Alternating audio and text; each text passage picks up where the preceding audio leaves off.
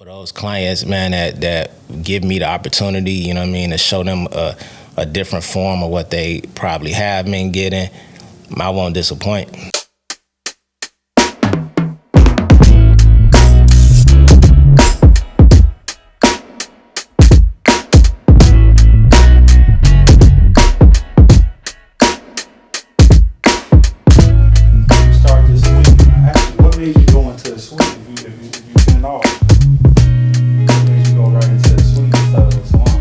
Opposed to like being around other well, you know, the barbershop, I'm good, thank you. The barbershop, it never really been my thing for a while. Well, it was at one point, but then you know how it is, man. You start to develop your own style of taste and everything like that, man. And not that I don't enjoy fraternizing with my fellow barbers and things like that, but I'm all about controlling the environment. You know what I'm saying? So the salon, barbershop kind of environment is kind of, you know what I'm saying, it could go either kind of way, man, depending on certain conversations, depending on certain moods. So, you know, I know inside a private suite I can kind of control, you know what I'm saying, control the environment more. And you were previously in a private suite, correct? I was, yeah. Yeah.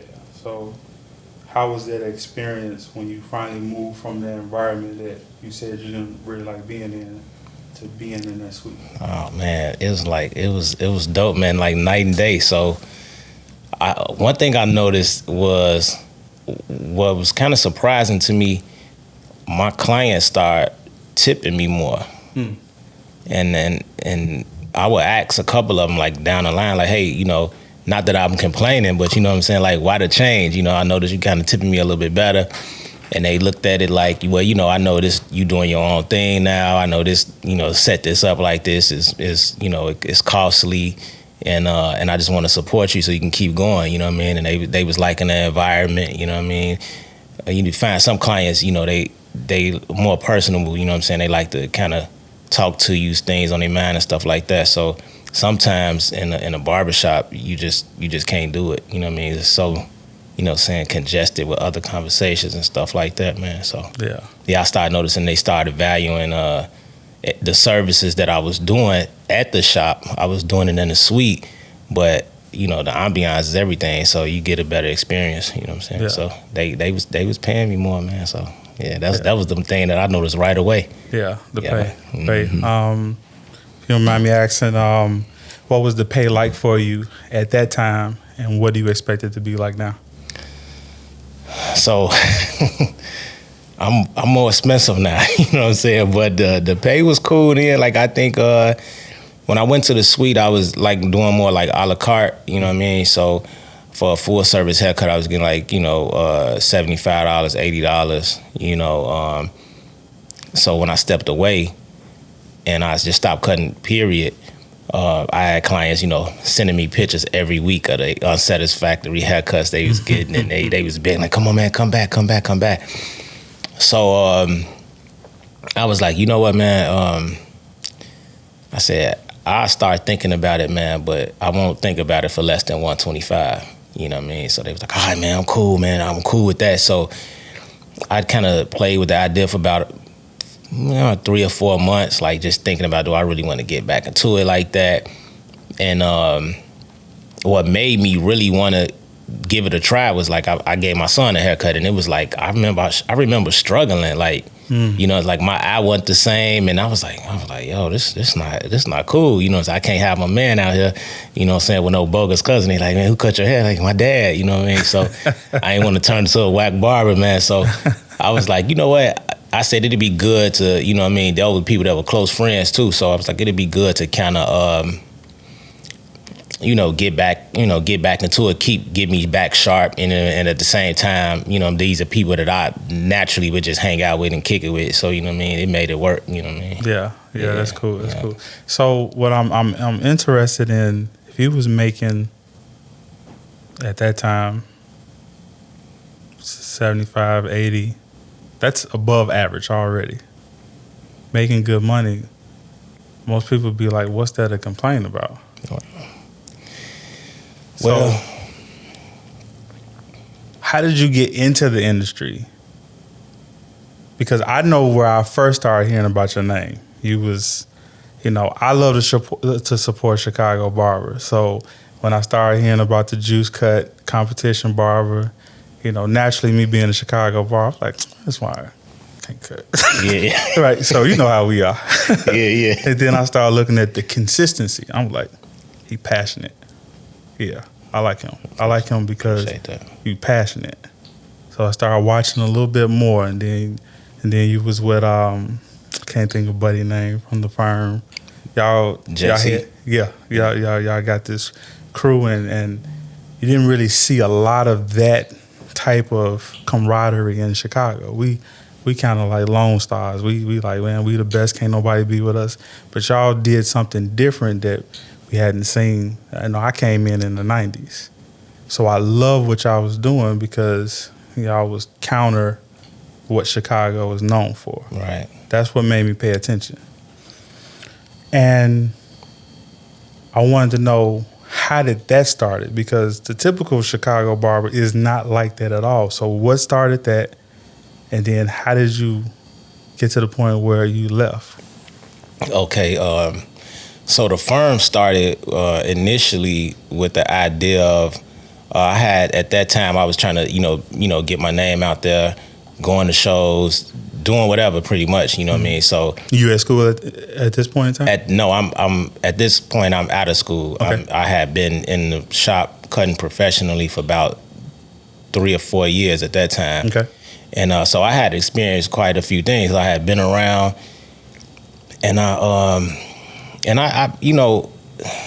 don't want to say like the industry, if you allow it to, as sad as it may seem, just like any other industry, the music industry, anything you in, they'll use you to the point of misusing you if you allow them to. So I was seeing a couple of things, and I wasn't really happy with it. I was like, you know what? And I was, making the mistakes going out there, experiencing certain, certain ways that they can misuse you. Are you able to share certain ways that they misuse? Okay, for instance, right. So I won't say names, but so for instance, right, a company wanted me to cut on their platform for a show, instead of calling me and saying, hey, we like how you present yourself, we like your skill set. Can you come? We'd like to bring you on stage to perform a couple of haircuts on our platform, right? Although it's an honor, right? But of course, traveling costs money. It wasn't like local. It wasn't. This was out of town. Yeah. So the representative, instead of him coming to me like that, he came to me and said, it was like a lot of small talk, and he was like, hey, are you coming to Bronner Brothers?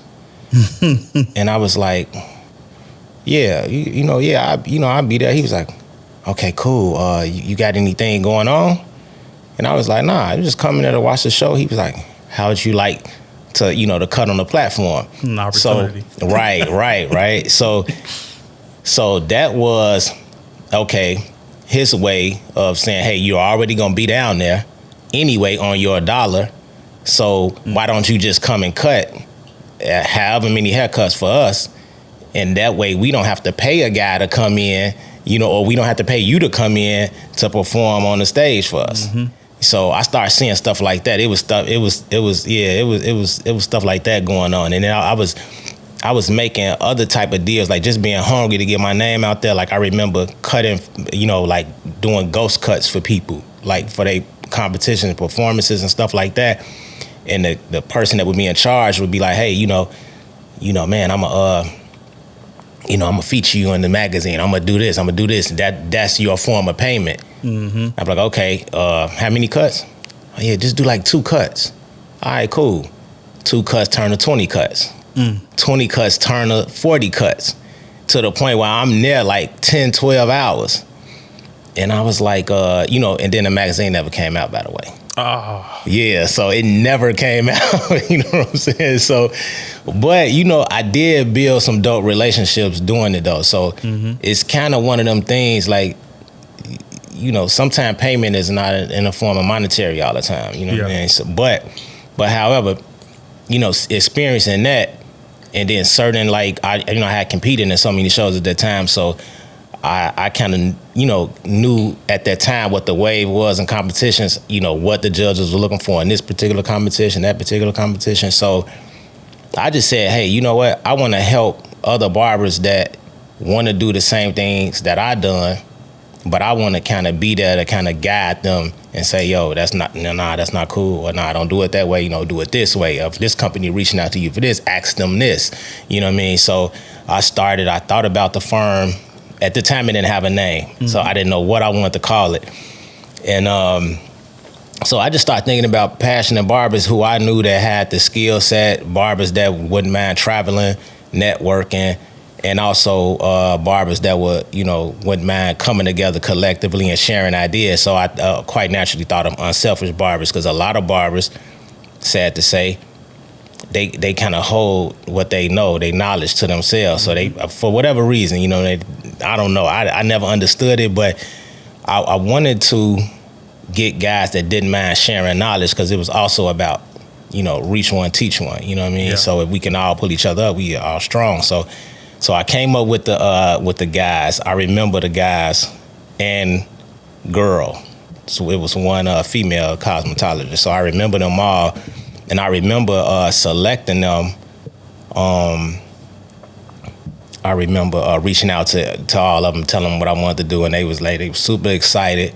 So at this time, it was time to choose like a president and a vice president. So at the time, little to everybody's knowledge, I was kind of starting to get burnt out, and I kind of wanted to just kind of drop back in the scenes anyway. So I wanted to be the guy kind of like behind the scene, like, hey, yo, do this competition. I'll help you do this. You know what I'm saying? I'll show you how to do this. So initially, I did a vote for president and vice president, I want to say, or it was something like that. And initially, the vice president, the votes came back for JC Cuts to be the vice president or president. But at the time, I didn't want it to seem like it was a just predominantly black or only for black barbers. So I felt like another race, a side of me would be a good way to kind of diversify, and also for those dope Hispanic barbers or the dope whatever other nationality, they'd be like, oh, okay, this is not just a black thing, what I mean? So even though JC had won the votes, I chose Miguel Rosas, because he was right under. He had one vote less than Johnny, so I just kind of overrode it because I thought the look was better. Yeah. But eventually, and at the time, I didn't know a lot about JC personally. So that was another thing.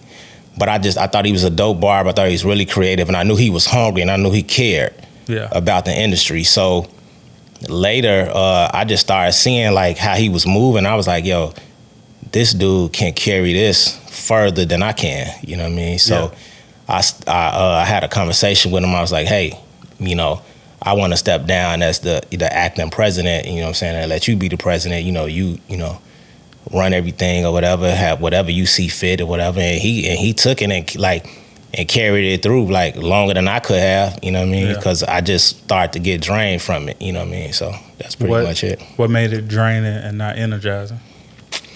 A combination of things, man. I had one was I lost my brother. Sorry. And thank you. I lost him in 2015, the early part of 2015. So I really didn't get a chance to really grieve properly over that. You know what I mean? Because at the time, it happened at a weird time, because I was starting to gain so much traction at the time, and he is one of the primary reasons why I started cutting hair. So I took that pain and I kind of used it to get a second surge, so to speak, you know what I mean, to go and start competing again and things like that. So while I was out there around the time you started hearing about me, like I really was in pain. A lot of people didn't really know it, you know what I mean? So I was just, put too much was on me, you know what I'm saying? I never had a chance to really sit back, breathe, and then, you dealing with people. It could get draining, man, sometime, man. And it's a lot of components that go into that kind of, you know what I mean, probably like snatched it away from me a little bit. Yeah. So I think we met right around like 2016. I think that's when we met. I think Yeah. matter of fact, I think it was my birthday, 2016. Okay. That was when I came here to the suites, and I came here specifically to the suites to completely start over. Because when I introduced myself, like if I'm ever doing a speaking engagement, I introduce myself as probably one of the most successful failing barbers that you'll meet in this industry. Meaning that like I done did the competitions, early 2000s, got the trophies, got the awards, got the accolades, and was broke. Not I had enough to take care of expenses, but you know, I got friends in the industry and they doing this and they doing that, and I was just like, what is going on? And it was just, I had to come and just start over, like to figure out what I was doing wrong. And I knew that I wanted to find more value in myself. So, and I knew I wanted to have more higher tickets. And one of the things that I teach is, you know, somebody want to have a high ticket on their service menu. Like they want to have the reason why you don't have $100 service is because you didn't put it on the menu. Right. It's just as simple as that, right? And the reason why you ain't put it on your menu is because subconsciously, because you ain't never spent that much money on yourself. Mm-hmm. That's why it feels uncomfortable for you to do that. So you were actually the first person I was just like, I'm going to go to a complete stranger that I don't know, and I'm going to spend $100 to just, because typically we spend that kind of money, we want to, we looking and all that stuff, and I wanted to just see what it was going to be like. He definitely didn't disappoint me. It's still on IG. Appreciate that. It's still on IG, and I still will show people that any other time because, are you from the South Side? Yeah. So, me being from West, we typically be like, man, them South Side barbers can't work. And I'm sure it's vice versa. Right. And it was at that time where I got my first mentor. And my first mentor showed me the value of supporting one another. And that's what I wanted to do, just to support and observe. And from my experience, I would have never guessed that you were in pain. And I would have never guessed that you were on the verge of being burnt out. What kept you like pushing at that point where you was able to hide it? And then how did you get to the point where it was just like, I can't take it no more? A couple of things. One of the main things was I took me, as crazy as that may seem, but I took me out of the equation. Mm-hmm. Because if I just focused on me, I would have been quit. You know what I mean? So I was doing it for other reasons. And the thing about, I want to say this, right? First of all, when you came to see me, I just remember I got the tag or something on Instagram, and that's when I was like, because you didn't say you was a barber right away. You know what I'm saying? And so, I was like, wait, this dude was like sizing me up. You know what I'm saying? So like, but it was a couple of things that happened during that haircut that, when it was time for me to show you the mirror, you looked at the mirror with a barber's type of eye. And I remember, that's not how normal clients look in the mirror. I remember thinking that, but I was like, this dude is probably just really into himself or whatever, which is cool, whatever. But I remember enjoying the conversation and everything like that. So that was super dope. But I never forgot that I really appreciated that. You know what I mean? Because we do need each other. I was just telling somebody that a couple of weeks ago, like, man, we really need each other. You know what I'm saying? Because we go through these certain things and these certain, battles or, not having it like you want to have it or whatever the case may be. But we really need each other. But to circle back to answer the question, I never really let it be about me. So when I started seeing what influence, well, I didn't look at it as influence at the time. I looked at it like appreciation of people that were following me. And I was like, man, I can't stop for them. Yeah. I got to keep going. You know what I mean? Like they want me to do this. They want me to, so I got to keep giving it to them. So I never did the whole I'm a celebrity type of thing. I never did that. I don't understand to this day why barbers do that. Yeah. Social media, especially Instagram, because that's what I'm most familiar with. It has been the best and worst thing at the same time for barbers. Yeah.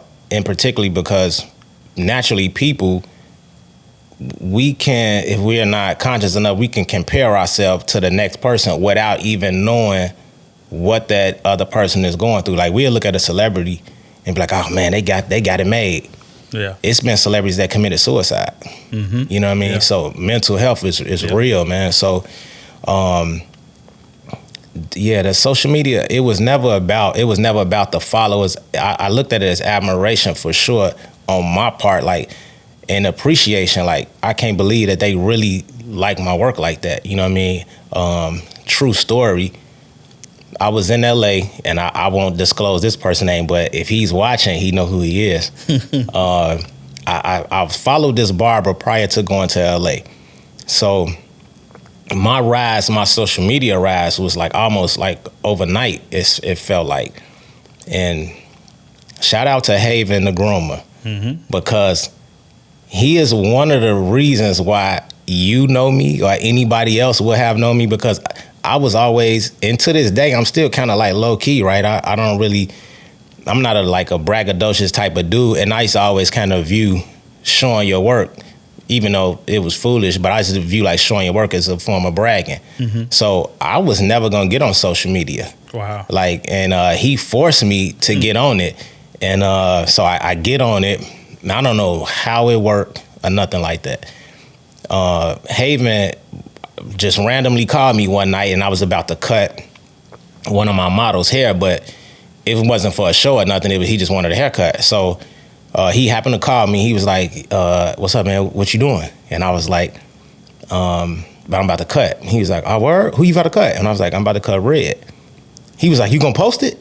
And I was like, well, I wasn't. He was like, man, post that joint, dog. You know what I'm saying? So I was like, all right, man. So, of course, the pressure is on. So I remember spending like an hour and 20 minutes on this cut, right? And I'm trying to lace that joint, you know what I'm saying? Just because Haven told me to post it. So, because he had said, send me a picture when you're done. So I cut, I sent him a picture, and he replied, straight butter. And he was like, post it 6 o'clock in the morning. At the time, I had like 180 some followers, right? I posted at 6 o'clock the next morning. He had told me, tag Barbershop Connect, tag all these people, whatever. So I'm like, all right, cool. I posted, I get in the shower. I get out the shower, and I kid you not, like the alerts on my phone is like off the chain. Like it was like, at Barbershop Connect started following it. At Barbershop Connect commenting on a photo. Such and such comment, such and such comment. And it was just like out of nowhere, man. Like before I left the crib, I had 1,000 and some followers. So I go to LA. This happened before my brother passed, because this was all in like a two to 3 week time span. I go to LA. I got like 1,000 or some followers, maybe 2,000, maybe something like that. I had started following this guy who I really liked. It wasn't only his work that I liked, but I liked how he presented himself. And I saw him in LA, so I approached him. I never been too big to approach nobody. He was competing also. I was competing and he was competing. I approached him. I was like, hey, man, I just started following you. I want to say I really like your work. I really like how you present yourself. Your salesmanship, everything is super dope. And he was like, oh, all right. You know what I'm saying? Like real dry, like barely, like it wasn't like, what's your name, bro? And it was like, oh, all right. So whatever. At this time, by the way, I want to add that I had like 2,000, maybe roughly 2,000, close to 2,000 followers. He had 7,000 followers at the time. Fast forward, that was January. Fast forward to August, I got 20-something thousand followers. He has 8,000 followers. Yeah, you popping. I see him, we stayed at the same hotel. I see him down at the restaurant. And when he called eye contact with me, he was like, oh, snap. He was like, man. He tell his girl, he's like, hey, yo, take this picture. You know what I'm saying? Take this picture. He was like, he shake my hand and say, man, it's finally glad to meet you, bro. Oh. Real talk. And I was like, you know, I took the picture and I was like, yo, that's super whack. You know what I mean? Because my following shouldn't determine how important I am. So to younger barbers out there, that could be like a killer for some people. But you know, I knew who I was at 1,000 followers before Instagram. But it's some younger barbers or that wasn't as equally gifted or nearly as gifted with the natural ability that they can't produce certain things. And that would discourage them, man. Like they'd think they less than, man. So it never been about that to me. Anybody that know that I answered every DM, every single DM. I was nearly at 50,000 followers before I deleted my account. Every time somebody DM me with a question, I answered it and dropped my phone number. Like, if you got any questions, you can call me. Yeah. You know what I'm saying? So yeah, man. So them little kind of weird things, man. Them the things that kind of disgusted me a little bit, and I was just like, you know, it was a lot of whackness in it for me, man. So it just added to the pain, so to speak, man. It gave me another reason to kind of, you know, that was one of the reasons for sure. I was like, well, I got to get up out of here, man. Yeah. You know what I'm saying? It's too unauthentic, man. Yeah. You know what I mean? Yeah, do me a favor. Can you press the start stuff? Just press it once and then press it again. Yep, there you go. Back rolling. All right. So what I'm going to do is move slightly different direction. So when I reached that, so we ain't talked in like 6 years. Yeah, been around that time, yeah. And what made you say yes to come out here? To you? Mm-hmm. Oh man, for one, like it's just a respect, you know what I mean? Like because like I told you before I got in here, like I've been invited to a couple of these and I was like, nah, you know what I mean? But I just always, just from that first encounter, man, and just the I remember the conversations we were having, and I remember the vibe in the room. I remember feeling like this dude, like, if you had mentioned a couple of things, spiritual things, and I was like, this dude is a dope dude, man. You know what I mean? So when I found out how good you were, and I was like, yo, this dude did not need me to really cut his hair. You know what I mean? So I appreciate that you were supporting me. You know what I'm saying? So I took it nothing like, hey man, he supported me, and you know he come from all the way across the way. You know what I mean? So it was always had a respect, man. So it was like when you put the post up, I was like, yo, hey, you know, I'm there. And by the way, I still work a regular job. Okay. I called off for it today, so appreciate it. Yeah, so it was like, but this was that important to me. You know what I mean? Man, I appreciate it. Yeah, no doubt. So yeah, so I was like, man, I gotta come. You know, I gotta come holler at him, man, and because I remember my energy from cutting you that time in the conversations we had. So I was like, man, you know, hey, why not my first be here, man? You know what I mean? So okay, so you work. All right, this gonna be that's interesting. So if you can create anything for the future, like the next 6 months or so, next year, over the next 12 months, what would that look like? It'll be. Let me put a caveat to that. Personally, professionally, and financially. Okay, so we'll start with financially first. We start with financially in no particular order, but I'll start with that. So I'm glad you added that, because today, as we had this interview, I'm not up right now. You know what I mean?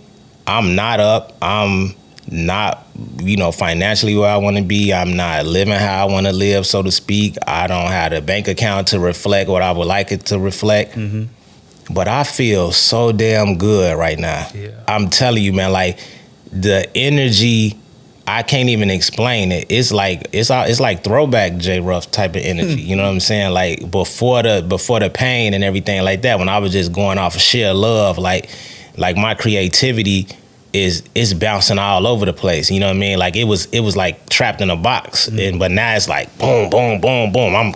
I can't stop thinking. You know what I mean? So from a financially standpoint, I'm just I could see myself definitely definitely healthy financially the next time, you know, I jump on one of these with you. Definitely financially healthy on the personal side and the business side. But and you know, and it's primarily, of course, it's, you know, it's for things that I like, but it's mostly to help people, you know what I mean? So I know it's coming, you know what I mean, because that's the type of dude I am at heart, man. So that's what I see. That's what I see creating and happening and the manifesting as we speak. Personally, man, I just want to be at a place like spiritually and mentally where I know where to be content at and who to be content with, what situations to be content with, because I'm naturally a never satisfied type of dude, you know what I mean? So I gotta find that type of, you know what I'm saying, like connection where it's like, okay, you know what? I'm cool right here. This cool, you know what I mean? So that's why I want to be personally I would like to be personally in something ground, you know what I'm saying? Something that's grounded, you know what I mean? So, you know, I'm not, I'm a person of structure, you know what I mean? I thrive better in structure, you know what I'm saying? So, I wouldn't mind being there, you know, for sure. I don't know what that lead to from a relationship standpoint or nothing like that, but you know, right now my mind is open, my heart is becoming open, you know what I mean? So that's that. Professionally, it's built around education and true inspiration. Like, I really want to be one of the guys that's reaching out to some of the guys, the students, or the guy that's not a student and he probably down in the dumps, man. Yeah. My thing is to, you know, help pull him up, man, professionally. I'm coming, man, with a different type of heat this time. You know what I'm saying? I'm coming with a different type of heat. I'm super hungry, not even for the money though, man, but for the love of the art. I'm super hungry for it. So I'm about to really go deep into educating myself, keep pushing myself. Yeah. You know, I'm a reach the ceilings, man, and I'm a bust through them, man. So yeah. I want to keep, you know, just I'm so inspired right now. You know what I'm saying? The culture got me really hype again, man. So professionally, man, I just want to make that imprint that I had the ability to make from day one. You know what I mean? But it was other things going on. But now them things are behind me now. So, you know, I'm flowing free right now, man. Yeah. So yeah. All right. So specifically, financially, you don't have to say it out loud. You have a number in mind. Don't say it out loud. Just have it in your mind. Professionally, is it something like a specific milestone that you want to hit in the next year? And then personally, like when you talk about like structure and having all that, is it something specifically that you want to see happen? Have those in your mind, and which one is most important? Damn. Oh man. You know what? I would say personally is the most important, because it bring on the rest of that. You know what I mean? So, because if I'm not good personally, I can't see one of those other things being, you know what I mean? It may look good for a little bit, but it's not sustainable. You know what I mean? So, are you able to say specifically what that personal thing is? Is like. Well, I definitely want to strengthen my relationship with God for sure.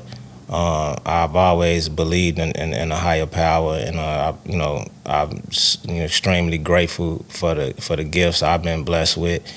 And it's one of them things when I think back at some of the things that was missing in my life. That was it. That was always it. You know what I mean? Even it's been times that I've been up, like way up, money wise, credit wise. You know, everything. I was up, and when I think about it, that was the one thing that was always, you know, although I always had a relationship with God, but maybe not as deep or not as intimate as it should have been. Yeah. So that's definitely that's where it started at for me. And I think that check a lot of boxes already. You know what I mean? It's like a domino. What stopped that from being the number one pursuit? Back then, Mm-hmm. I just think, the devil will distract you, man, sometime, man. You know what I mean? So you can be in these things, man, that's so caught up. Like, one of the great gifts about me is also the curse in me, in the sense, because once I lock in on something, like, I really don't see nothing else. You know what I mean? So when I want something, there's that something that I'm coming for, and so I'm missing everything else over here. This like a horse with blinders on. You know what I mean? So yeah. So do you think that the craft or the business got in the way? I don't think so much that. I just think, or everything else that came along with it? I think it was more of the things that came along with it, and when I started seeing it wasn't really as pure as I would have liked it to be. It started kind of, putting a bit of taste in my mouth a little bit. Yeah. Yeah. So what have you put in place now that will no longer be a challenge? That your pursuit to grow spiritually is priority. I know you need people. You know what I mean? So you can't really do it without people. So I've always naturally, my drive has taught me to, to put the backpack on and charge for it. You know what I mean? But now I know that, I need him, I need her. You know what I mean? So, so I've been on the phone these last, few weeks, month or so, like just, reconnecting with people that I, lost contact with. Like, hey, look, we need each other, man. I need you. You know what I mean? If you need me, I got you. You know what I mean? So I'm just trying to keep that. I will keep that in the forefront of my mind. Like, it can't be done alone. You know what I mean? You need people. You know what I mean? Yeah. On a scale from 1 to 10, how committed are you personally to this process of growth? Oh, 15. Oh, my man. Yeah. 15. So what can clients expect from you, like, once you full time? Hey, look, man, let me say this, man. And I'm going to say this, real talk. Like, right now, I'm going to go ahead and stick my chest out a little bit because this is for all the unprofessional barbers or hair cutters out there, those guys who skated by maybe in barber school, or you didn't finish, or you bought your license from somebody. Mm-hmm. For those guys, I gave y'all about 2.5 years to get it together. Mm-hmm. I'm coming now.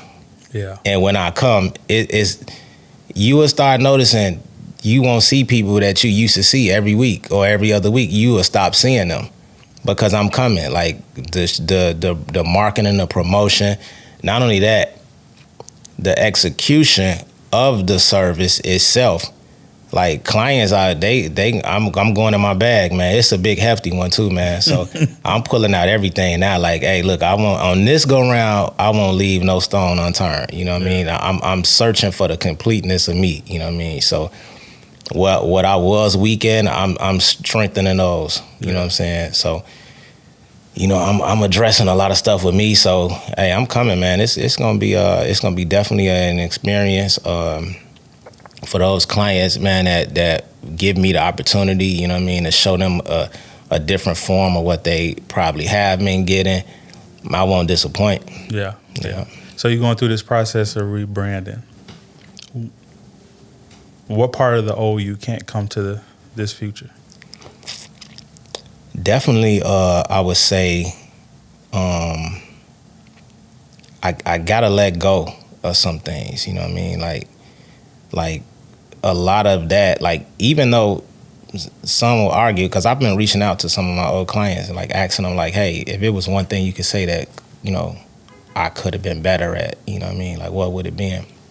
And a lot of them was like, man, I'm sorry, I can't help you.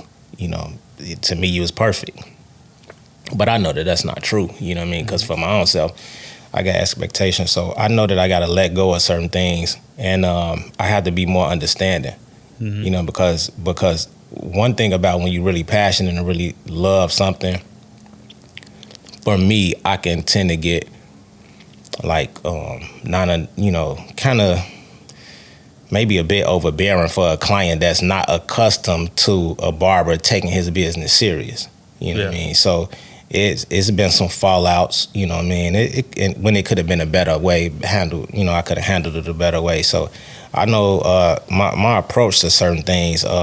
Even though I've been a humble guy, but I think I can dig for more humility and a deeper understanding for people. You know what I mean? Like, you know, hey, this guy, he's a late guy, man. Let me try to be creative to adjust something to where it won't irritate me. It won't leave him without a haircut, but then it won't mess up the next man behind him time. So I can do better with my patience. I wasn't as patient and I think that's because of the things I was going through. I had a lot weighing on my shoulders, you know what I mean? So when I was encountering some of them problems, it was like, yo, just go. Just get out of here. You know what I mean? So That's dope. Who are your inspirations right now? Man, dude, that's a long list, man. So I'm gonna shorten it as much as I can. Within the last year, I would say, like, I kind of been peeking into some cats or whatever. So Groom City, for sure, has been one of them. For those who are not familiar with him, he was like my arch nemesis in the Juice Fade battle. We had this thing where we was like going back and forth. Well, I actually didn't really like him, to be honest. Like, it was like for real, like disdain. I really didn't like him. And then we had a conversation over the phone for like 2.5 hours one day. And I understood him. So to hear what he wanted to do back then and the reason for his doing what he wanted to do, and then to see that he actually, those things manifested, and to know the type of man he is, that was super dope. So I really is inspired by him for sure.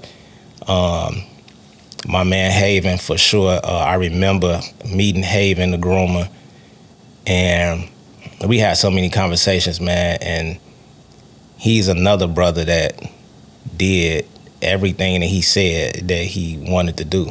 Yeah. And a lot of what he did is pulling other people up behind him. Like, he got the barbershops out there, and he trained guys up, and super dope dude. So he an inspiration for sure. JC Cuts is another dude. Now JC,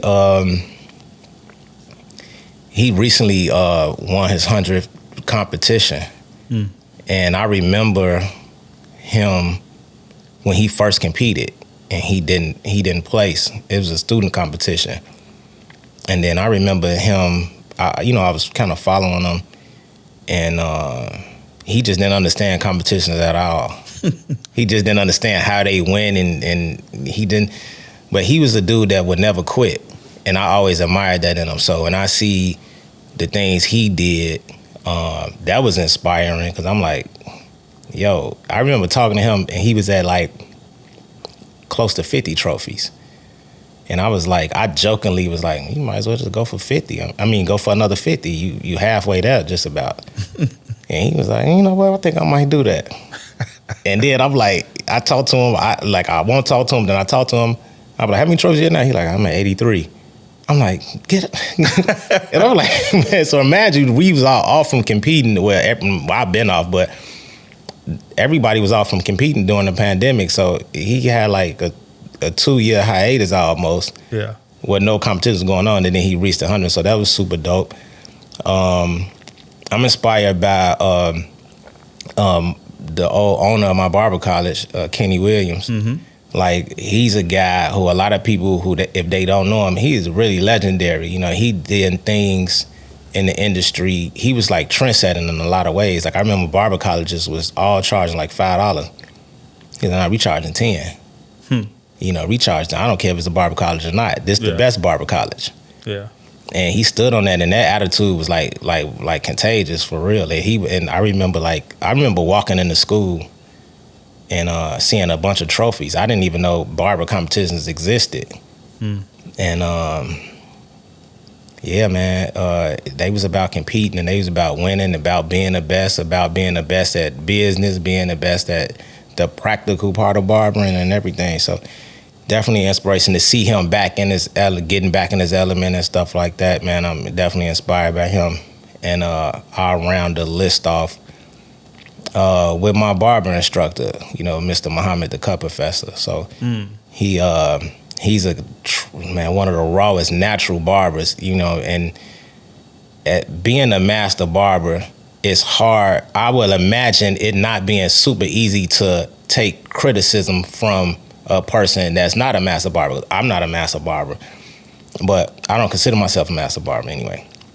But I critiqued his social media, critiqued some things. I was like, yo, you need to display your work a little better. You need to, and he humbled himself. He didn't have a title like, I taught you, or man. He was just like, I feel it. So, to see him starting to recreate his thing at the level of mastery that he's reached in the game, that's inspiring. So I would say definitely that, man, for sure. I would end it. There's a lot of people, but I'd be here all day. You know what I mean? But I end it with them. Yeah, that's cool that you still find inspiration in new places as well as old places. Is it anything that you're turned off with in the industry? Yeah, man, I just think the same things. I wouldn't even call it a turnoff now, but because then it really did. But now it's kind of like I expect it, and the only thing I can do is just do my part to change it. You know what I mean? But it's still the Hollywoodness of it all. You know what I mean? Like, I got 100,000 followers. I'm better than you because you got only 100 followers, or you know what I mean? It's that attitude right there, and it's the attitude of just the selfishness and greed of like holding things to yourself. Like, if you got a skill or got a certain thing that another barber is seeking to get, and he humbly approach you, why wouldn't you help him? Like, why do I gotta, I get you have to be paid for certain things, for your time and things like that, but I always thought it don't cost nothing to type, I use this brand of color, or I do that. Yeah. Now when it's different, like, hey, can you do a one-on-one for me or whatever like that? Now you can, that's to each his own or whatever, you can charge for that or whatever the case may be. I'm knocking that, but just that whole, I'm not giving it unless I'm getting paid. Right. I mean, so, because the money gonna be there, man. It's right. You know what I'm saying? That other stuff, man, that don't matter. If Instagram shut down today, man, there'd be so many people that'll cry, and you know what I'm saying? They'd be like, I can't, their whole world will collapse, you know what I mean? So yeah, it ain't about the followers, man. I always just that right there, man. Don't do it for the likes, man. Just do it for the love. Yeah. You know what I'm saying? So with that being said, for the younger barber that's new in the industry, or for the one that's trying to rediscover themselves, from your experience and the approach that you're taking now, do you need a strong social media presence to have success behind the chair? Capital N, capital O. No, you do not. My bro. No, you do not. No. And if you are blessed enough that, because we don't know why people follow us. Mm-hmm. We have, I have no clue. I can just, because you are, if not doper, equally dope at least. You know what I'm saying? And back then I had way more followers than you. That didn't determine that I was a better barber than you. Mm-hmm. So many dudes that, it's always, it was a dude back that was hooping on the playground that a dog mic one-on-one. I know he was out there somewhere, maybe a couple of dudes, but nobody never knew him. Right. That didn't mean he couldn't get buckets. Right. So for the young barber, just take your time, man. Stop comparing yourself. It's only one you. Yeah. It's only one that guy, one that girl, one, you know what I'm saying? We are unique in our own right, you know what I mean? So you are as dope as those guys that you looking at that got 200,000 followers. You are as dope as them. You know what I'm saying? It's all here. You know what I'm saying? And if it's coming from here, it's gonna take care of itself. You ain't got to worry about it. But if you do it for the wrong reasons, you will never reach that, ever. But you can have much success without being a big social media presence type of guy. But how? You got to get out there and grind, first of all. Like, you cannot be prideful. Even when I was good or getting good, I still went out and passed out flyers. Yeah. Like, I mean, I was working in Silk and Classy barbershop in Country Club Hills. I didn't sit down from Thursday to Saturday. I never took a seat. My chair constantly rotated. My feet was aching at the end of the day. But when I had a little bit of break, just a little bit, I didn't take that break and just sit down and like, I took that break and I'm finna pass out 10 flyers. You know what I'm saying? And I just looked at it like, yo, if I get one of them to come out of 10, I'm good for 1 out of 10. Yeah. You know what I'm saying? So a younger barber, like, you got to get it. You can't rely on social media to do it for you. That's an avenue that you can gain clients. But yo, some people leave it at that. They put some nice pictures up and they be like, okay, I'm waiting for some clients to DM me. I'm waiting for some clients. Nah, dude, you got to go get out and get that. Yeah. Because and the salesmanship of barbering, the salesmanship of anything, the consumer, the average consumer, they can't say no. They don't even know how to. So if you approach a person and say, hey, I'm such and such, give me a try, come sit in my chair, work over here, they're probably not going to say no. Yeah. You know what I'm saying? So they're going to come and give you a try. Yeah. But you got to keep putting the work in, because when they give you a try, it's not about, Lauryn Hill say, it's not about what you cop, it's about what you keep. You know what I'm saying? So if you can client retention, I mean, you just keep building, you know what I mean? Yeah. You know what I'm saying? But so you don't want to be one of them dudes that get a lot of clients and then you losing a lot of clients because you can't get up in the morning on Saturday, or you party Friday night, you come in there, you still smell like the party from Friday night. Yeah. You gotta really, this game is gonna give you what you give it. It's no way, it's no cheap way into this. Yeah. You know what I'm saying? You can't buy it. Yeah. Yeah. Yeah. What about for that barber that feel like they in the wrong location? They're in the wrong location, they're in the wrong city. Ain't no good clients out here. Well, if you feel like you're in the wrong location, let me say this. I believe wholeheartedly, if you really want to, you can be in a cave somewhere. And if you apply yourself, people will come and find that cave. Yeah. They will come and find. Scottie Pippen went to Central Arkansas. Central Arkansas.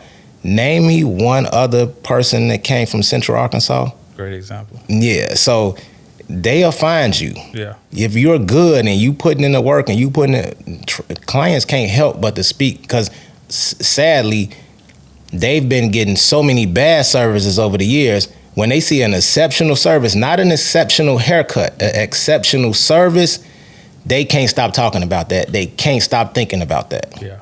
So for that barber, yo, you know, now if you're in the wrong environment to where that environment is running your clients away and it's draining you, then you need to get out that environment, because the people that you surround yourself with is equally as important. You know what I mean? So yeah.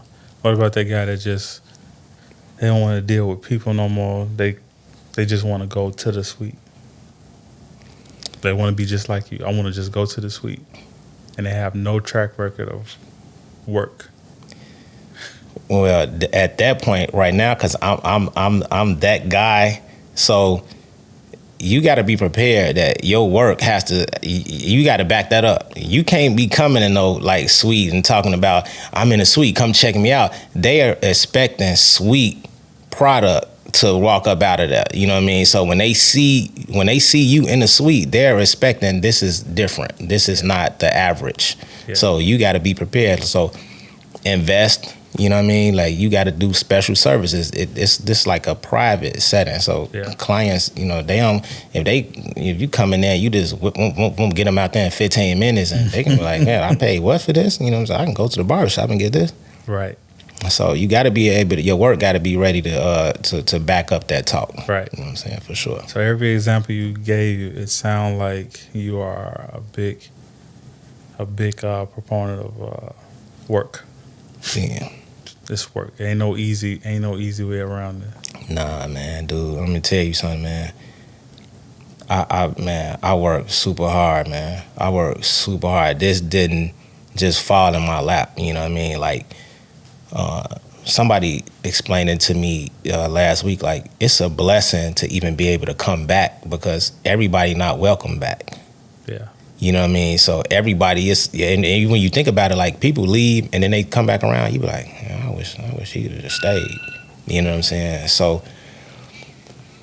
you know, man, yeah, man, this you gotta work, man. Like I worked extremely hard, man. I remember getting cards printed out from Vistaprint before I went to barber college. I got some cards printed out from Vistaprint. I used to ride. I didn't have a car.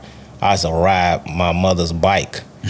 You know what I mean? And I was sticking the cards in people's mailboxes and in their doors. And I found out I didn't even know that was illegal. You know what I'm saying? But a police officer told me that, like, yeah, you know, you can't put this in people's mailbox. I was like, oh, man, you know, my bad. But I was working, man, like nonstop, up all night, watching YouTube. Man, watching, you know, just all heck. I used to pay barbers, clients, to let them get them a design. Yeah. So if it was a design barber, like this guy Glenn Martinez, he was a super dope dude, man, like one of my good brothers, man. He did designs so dope, man, and I wanted to learn designs. His clients would not have the money to pay him. I was like, I pay for it. And I would sit there and video the whole process, how he move his hands, how he take one guideline, go to the other guideline. So that's putting in work, you know what I mean? I was a student. Am still a true student of the game, you know what I mean? So I'm not too good to watch another barber and be like, man, how you do that? But yeah, it's not finna come to you. You can stop. Yeah, good. So let me say, press it one more time. Yeah, it's on now. All right, so we gonna move in a direction out. Man, so I'm excited about what you're gonna be doing in the near future. I mean, this kind of, when I saw what you posted, I was like, oh, let me pull my cameras out now. I got the opening scene, look in the eyes. I was like, oh boy, he about to wake something up. You know, I'm competitive by nature, but I'm at the point now where I've let this business beat my body down. How important is taking care of yourself? Man, on a scale from 1 to 10, 1,000. Like from the food you eat, working out, and what you mentally consume is super important. You know what I mean? So, me, I'm a dude that, like, you know, I try to definitely stay in the gym. I try to stay, you know, eating right with my diet, because you think about it, you're relying on your body and your brain to perform these services that you say, like, I'm spectacular at doing. You know what I mean? So, if you're not getting the proper rest, not eating right, not working out, you're not your highest self. You're not at your full strength. You know what I mean? So that's super important, man. It's stretching, yoga, visiting a chiropractor. All these things are investments. You know, they are investments back into your body. You know what I mean? So yeah, if you one of the guys that's definitely gonna be standing up a long period of time, yeah, it's important, man. Like, because you might can do it for a little bit, but it's gonna weigh you down. You know what I'm saying? It's gonna weigh you down one way. You gonna catch it some kind of way. If you don't catch it physically, you gonna catch it mentally. It's gonna catch up to you for sure. Yeah. Has that always been a part of your business, being able to just focus in on taking care of yourself, or did something happen where you needed to focus more on that? That wasn't always a part of it.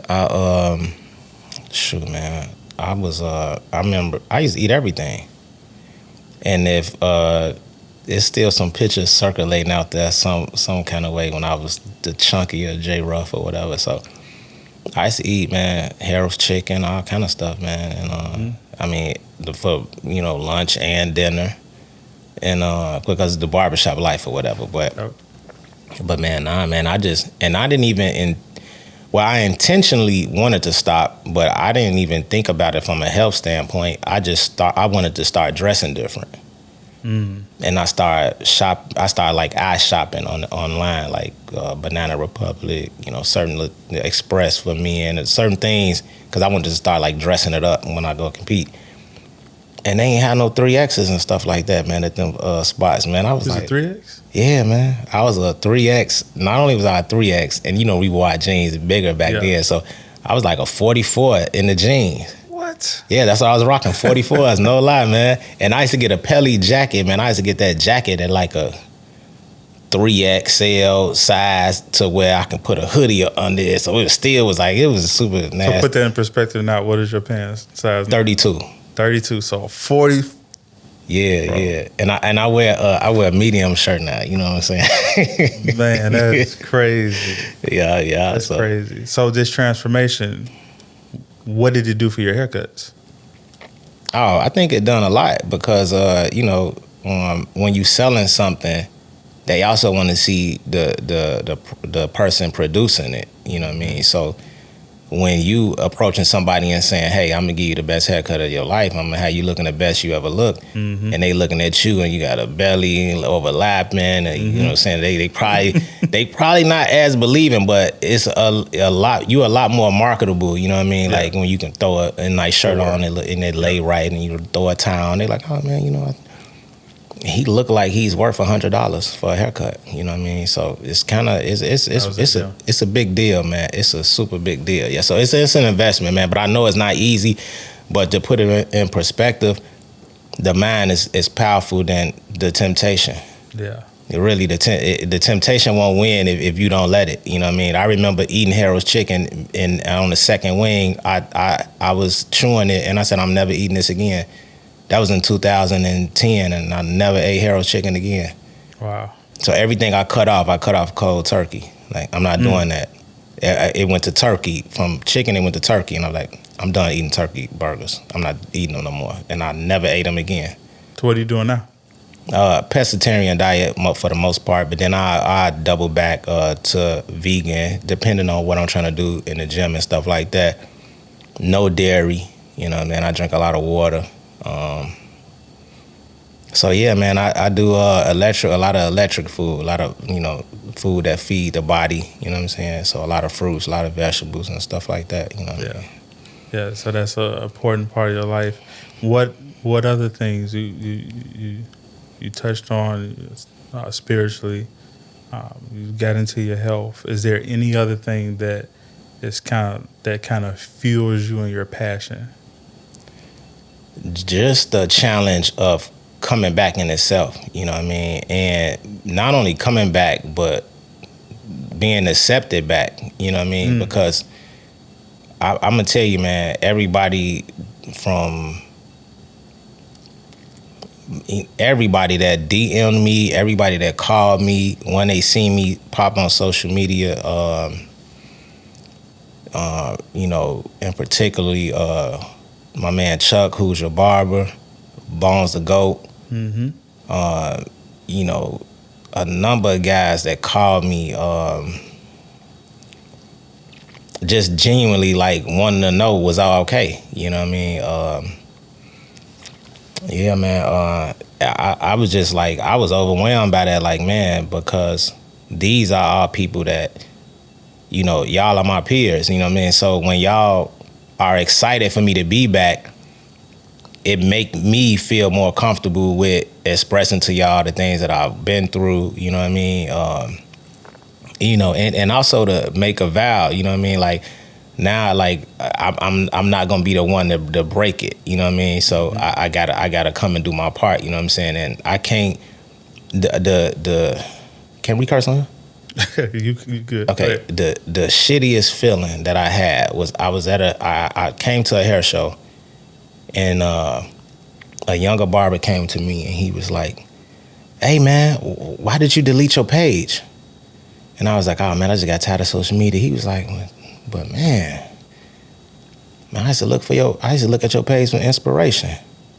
and I felt so low. Man, yeah. And because I immediately thought that was some selfish-ish that you just did, man. Like, you know what I mean? Like, because our gift is for not us only, but it's to share to the world, you know what I mean? So now, like, those guys, I mean, it'd be there forever when I put the work, unless, you know, some other stuff that's out of my control happening, you know what I mean? Like, you know, I heard they like stealing accounts or something like that, God forbid or whatever, but I'm still gonna have the content to put back up there if that happened, you know what I mean? So, man, so yeah, man, it's that right there though, man. Like the way y'all have embraced me, man, I can to each and every one of y'all, man, I truly thank y'all, man. I love y'all for it, man, and I won't disappoint. I'm super motivated by it, you know what I mean? So when I'm thinking of ideas, I'm thinking of y'all, you know what I'm saying? And I'm really doing it for us, you know what I mean? So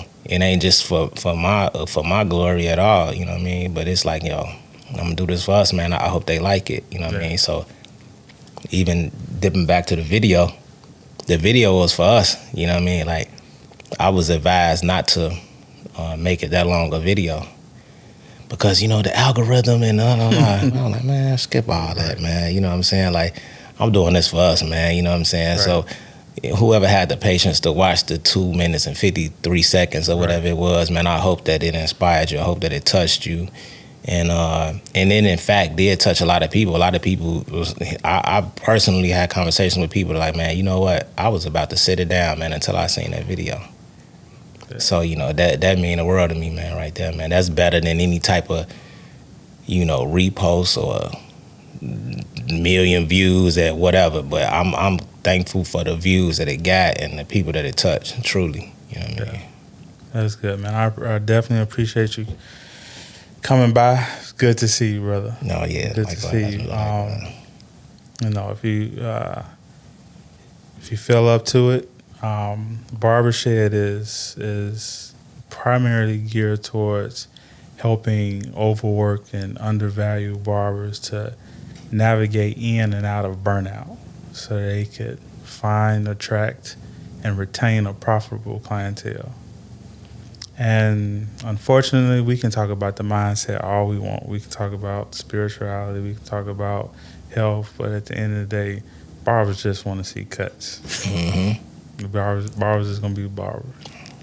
So is it possible when we do our next live that you would consider coming back and showcasing some of your skills to help pull somebody along? Oh, yeah, no doubt. Yeah. You already know, man. You know, you got me. I'm in now, man. You know what I'm saying? I got him here. Got them the lights and everything. You know what I'm saying? I got it on camera saying it. Yeah, man. Nah, I'm down, man. And for those schools that reached out to me, it's my plan to definitely come through first to speak, and then on the practical side. So this was kind of perfect, you know what I mean? So we get to speak, and then I come and throw down on something, man, you know, for sure. I mean, while you're on camera, if you want, you can, you know, lay out a little pitch, and we can clip it out, and you can use it for yourself. Oh, man, you know what? I ain't had time to think of no pitch, man. Dang. But, you know, nah, it just, you know, I'm for that, man. I'm for, like, learning and teaching, and, you know what I mean? So, you know, man, we gonna get it done, man, for everybody that reached out to me and stuff like that. And I'm definitely gonna reach back. If I've reached back to some, you know, most people already, but I'm gonna reach back. And right now, it's just a timing thing, you know what I mean? So I'm gonna get in there and speak, and then I'm gonna come in and I'm gonna throw down a cut. And because I've been asked certain things, the main thing now is getting what I know and making it put it in a teachable format.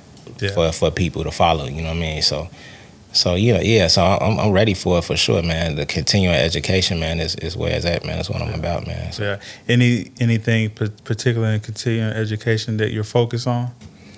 I'm mostly focused on not so much the practical part of barbering, but just the theoretical standpoint and then the business side of it. You know what I mean? Definitely because. I want to say this. I remember, it's not about how good you are. Mm-hmm. Yeah, I mean, I cannot stress that enough. It is not about how good you are. That helps for sure. But I remember I was going to get my hair cut in this one barbershop, and the owner used to cut me, and he had a lot of young guys around him, and cutting. And they used to, man, really like pump a lot of life into me. I'm gonna get some of this joint now too. Shoot. But they used to pump a lot of life into me, man. Like just by the questions they would ask and how excited they was that I was there getting my hair cut. I was like kind of tripping, like damn. But man, that's so good. But this one barber asked me, I'll never forget, this was like yesterday, man. He said, hey man, cause he's asking me questions every week, and like a bunch of questions. And I was cool, you know what I'm saying? I normally like to get my hair cut in peace, but it was cool though, you know what I mean? So he asked me a question one day, and he was like, what would you say the coldest thing about your cut is? And it was almost like you can hear crickets after that, right? Because everybody else would want to know. And I said, you really want to know? And he was like, yeah. And I said, all right. In all honesty, brother, the coldest thing about my cut is that it's not about my cut. And it was a slight pause in the barbershop, and the owner who was cutting my hair was like, damn, that's cold. You know what I'm saying? So I broke it down to him to the sense of like, yo, when you carry yourself a certain way and then you treat the clients like they're celebrities, and you consistently do that, in their minds, no one can convince them that you're not the best. So I can say I'm the best, you can say you the best. It's all debatable. Yeah. You know what I'm saying? It's really no true measuring stick. It's not measured by, look, I won this amount of trophies, or I won this show, or I cut this person's hair. You know what I mean? It's not measured by, oh, I'm booked all day. That doesn't measure who's the best. Right. You know what I mean? So it's other things, man. So, the way you dress, there's certain things that can, the whole experience, you get a client, if you dressed in a shirt and tie, or, casually dressed, and then you treating them, you using the right products, I see you got smell goods up there, you treating your clients like kings and queens when they sit down, you the best barber. Yeah. Hands down. That's the best thing about you. You know what I'm saying? Like, so, I mean, you can give an average haircut, and you make a person feel like they never felt before, you got a client for life. For real. All right. So some practical questions. How long does it take you to do a nice fade? Me, I'm not a fast barber, so a nice one like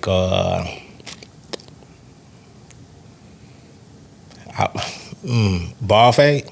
Okay, ball fade. 30 minutes, a nice one, a nice clean, solid. You know what I mean? No, hardly no flaws or no flaws at all. 30 minutes. Yeah. About 30 minutes. Yeah. That's just straight cutting, or that's shampoo and cut? That's just straight cutting. Yeah. Straight cutting? Yeah, straight cutting. So the whole process all together, about 45 minutes. Yeah, roughly. Minutes. Yeah, with no face and nothing like that. If they coming in with no face, but a beard, you got to add probably an hour now. Throw an hour on that, yeah. Depending on if you got one of them big joints like you, man. So you got to really scope that boy. Yeah. You coming in at 125, is that what you're gonna do?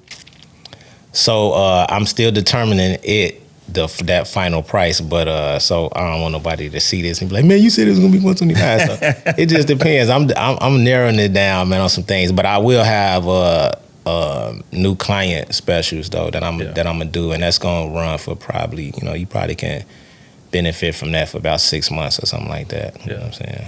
Yeah. Just to show you what it is. What's your method of coming up with your price?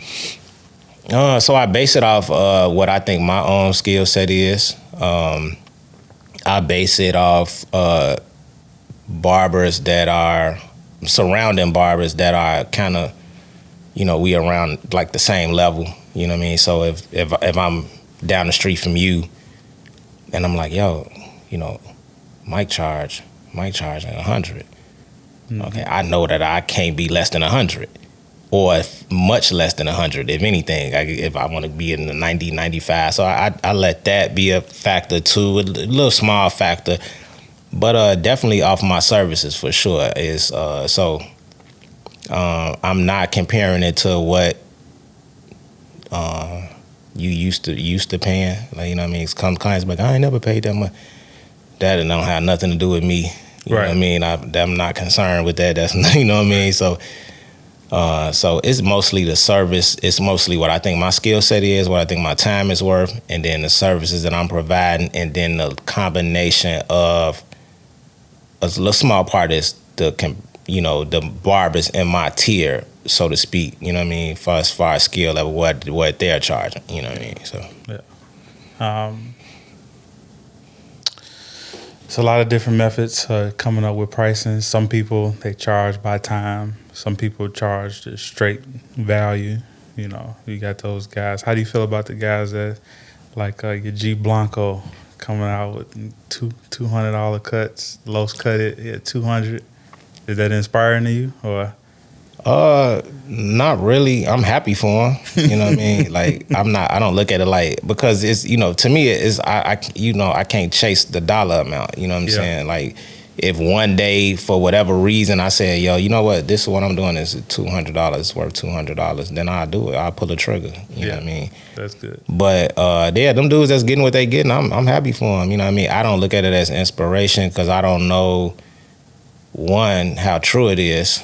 You know what I'm saying? And I'm not saying that it's not true, but I can't be inspired by something that I don't really know. You know what I mean? So because of what I do know is that not only barbers, but we're gonna stick it to barbers, but we can stick strictly to barbers when I say this. A lot of barbers lie about what they make. Mm-hmm.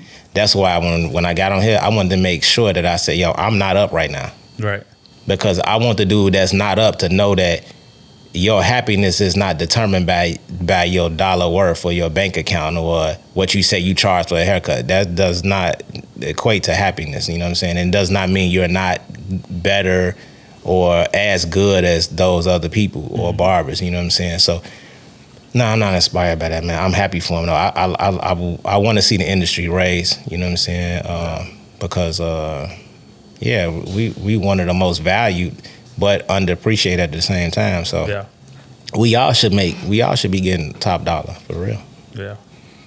I got yesterday's class was the live virtual class was dealing with pricing, and we were just talking about, you have to know what your business expenses. How much does it cost you to run the type of business that you want to run? Mm-hmm. That's beyond rent.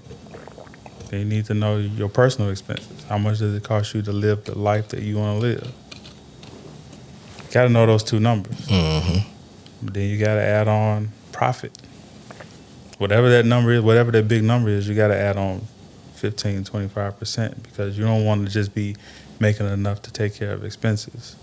You want to be profitable so that when you go looking for funding, trying to make expansion, like that bank can look at your cash flow and say, oh, this is a good investment right here, right? Yeah. And a lot of us don't think like that. So I'm excited that you coming in, not trying to be like, oh man, because I'm coming back in, I gotta start here. It's like, I'm glad to see you, that same mindset. I'm just glad to see you back, period. Appreciate that. Appreciate you coming by. I'm sure just listening to your story, many people are going to find a lot of value and be inspired. And got you on camera saying you're going to come and do a cut. I'm coming. I'm coming for real. It's going to be it's right gonna there. Be smoke too. Yeah, my man. I like that. Like that. That's just one of those things. Like, I'm inspired by a lot of people from the South, but ain't nothing like that Chicago confidence. I like that. Oh yeah, I already know what. So man, appreciate you again. And if there's anything that I can do to further support you, let me know. How can people get in touch with you? Right now, only my IG. That's at The Great Gifted Hands. TheGreatEat HANDZ. And you could DM me depending on why you DMing me. I can give you my number or whatever, you know what I mean? But, you know, no funny business or nothing like that, though, you know what I mean? So I ain't a hard guy to converse with, though, Yeah. you know what I'm saying? Are you in the salon suite soon? No, you know what? I just virtually signed the ink today. So it's so fresh and I don't even know the address. Okay. That was kind of dope too, the way they come together. But nah, so I'm gonna get that information out, but it's gonna be dope, man. I got some things coming before I go to the actual suite. I got a video that'll drop before then. For those of you who've been asking for it, it's a retro joint, you know what I mean? So I said I'm gonna put this joint together. I wanted to kind of capture every element of barbering, you know what I mean? So I'm trying to make it a movie, man. But yeah, it's coming up, man. So I got a couple of things before I officially get in there. Dope. Definitely keep me in tune so I can do my part in putting the spotlight on it. I appreciate that, man. Yeah. And again, man, thank you for coming out, man. Man, thanks for having me, man. Hey, man. Hey, you know, it was an honor, man, for real, man. Like, I'm like, you know, even to be here, man, you know what I'm saying? To even be invited, you know what I mean? I appreciate it, man. And I'm looking forward to it, man. This ain't gonna be the only one of these, though. You know how we do. Yeah. You know what I mean? Yeah. Appreciate it. Any last minute words before we close out?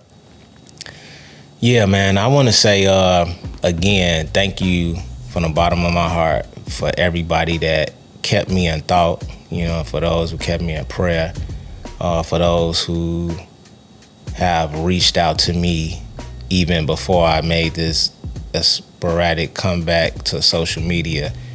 It mean a lot to me, man. Words can't express, man. It really has uplifted me and inspired me, man. You know, thanks to my Silk and Classy family, man. They kind of like lit the fire, you know what I'm saying, the initial spark. And yeah, I mean, I just thank everybody, man. And I just want to say, man, from the bottom of my heart, I truly appreciate it. And I'm looking forward to, man, putting this work out for us, man, so we can help move this thing forward, man. Yeah, and that's it. Yeah, my man. There we have it, Mr. J. Ruff, the great gifted hands. Welcome to the share, bro. Oh, man.